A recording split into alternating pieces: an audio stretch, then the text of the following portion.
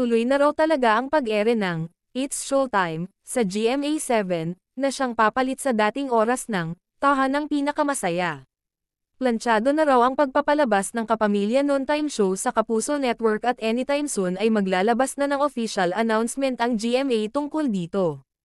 Nabanggit nga ang balitang nakapagdesisyon na ang mga bossing ng GMA na ipalabas ang It's Showtime sa iniwang oras ng Tahanang Pinakamasaya.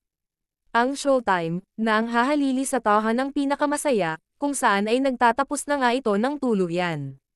And according to our source from GMA7 camp, antayin na lamang daw natin this week ang gaganaping MediaCon ng mga bossing ng GMA at ABS-CBN.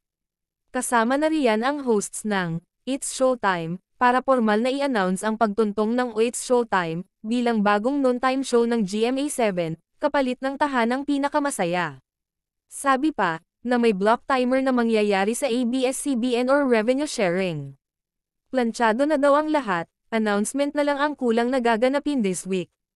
Ang magiging isyu nga lang daw dito ay kung papayagan bang mag-promote ang mga artista ng ABS-CBN ng kanilang mga teleserye at iba pang project sa It's Showtime.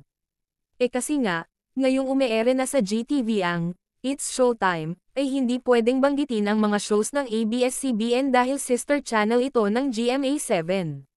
Dahil nasa GTV sila, behave sila sa pagbanggit ng title ng show kaya mga pa-please lang, mga pailalim lang yung pagbanggit ng It's Showtime, hosts kapag may nagpo-promote. Lalo pa ngayon. Kung nasa GMA na ang It's Showtime, lalong hindi sila pwedeng mag-promote.